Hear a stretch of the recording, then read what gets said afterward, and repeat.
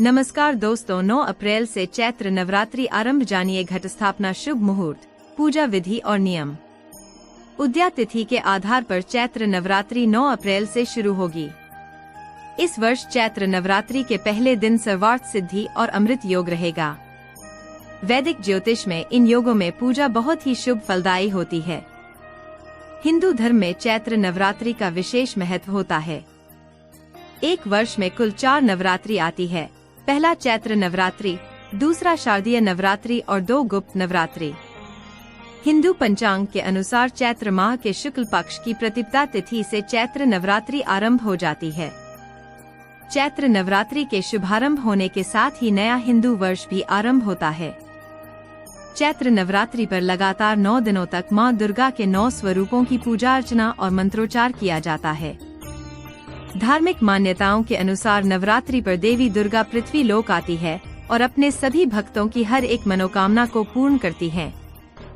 इस वर्ष चैत्र नवरात्रि का पावन पर्व 9 अप्रैल मंगलवार से शुरू हो रहे हैं और समापन 17 अप्रैल को राम नवमी पर होगा। आइए जानते हैं चैत्र नवरात्रि पर कलश स्थापना के लिए शुभ मुहूर्त कब रहेगा, पूजा विधि और नवरात्रि के बारे में सब कुछ। हिंदू धर्म में चैत्र नवरात्रि के त्योहार को बहुत अधिक महत्व दिया जाता है। वैदिक पंचांग के अनुसार चैत्र माह के शुक्ल पक्ष की प्रतिपदा तिथि इस वर्ष 8 अप्रैल को रात 11:50 से शुरू हो जाएगी, जो अगले दिन यानी 9 अप्रैल 2024 को रात को 08:30 पर खत्म होगी। ऐसे में उदया तिथि के आधार पर चैत्र नवरात्रि 9 अप्रैल से शुरू हो जाएगी। इस वर्ष चैत्र नवरात्रि के पहले दिन सर्वार्थ सिद्धि और अमृत योग रहेगा।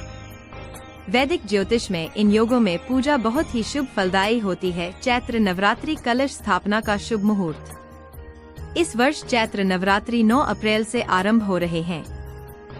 प्रतिपदा तिथि पर कलश स्थापना के साथ ही नवरात्रि पर्व पर देवी दुर्गा की आराधना का महापर्व शुरू होता है। नवरात्रि के पहले दिन यानी चैत्र शुक्ल पक्ष प्रतिपदा तिथि पर शुभ मुहूर्त को ध्यान में रखते हुए करना शुभ माना जाता है। वैदिक पंचांग की गणना के मुताबिक 9 अप्रैल को सुबह 07:32 तक पंचक रहेगा, यानी पंचक के समाप्त के बाद घट स्थापना करना शुभ रहेगा। 09:11 पर अशुभ चौगड़िया रहेगा, इस कारण से इस समय घट स्थापना न करें। पंचांग की गणना के मुताबिक शुभ चौगड़िया 09:12 से 10:47 तक रहेगा। ऐसे में इस शुभ मुहूर्त में कलश स्थापना कर सकते हैं। 9 अप्रैल को कलश स्थापना के लिए सबसे अच्छा मुहूर्त 11:57 से 12:48 तक रहेगा, क्योंकि यह अभिजीत मुहूर्त है।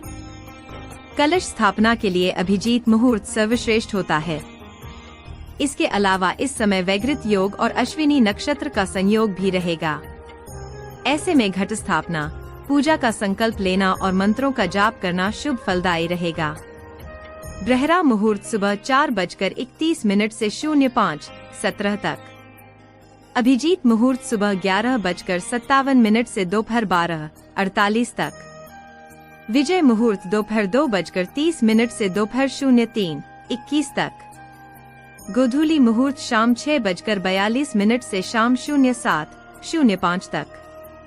अमृत काल रात्रि 10:38 से रात्रि 12:04 तक। निशिता काल रात्रि 12 से 12:45 तक। सर्वार्थ सिद्धि योग सुबह 7:32 से शाम 05:06 तक।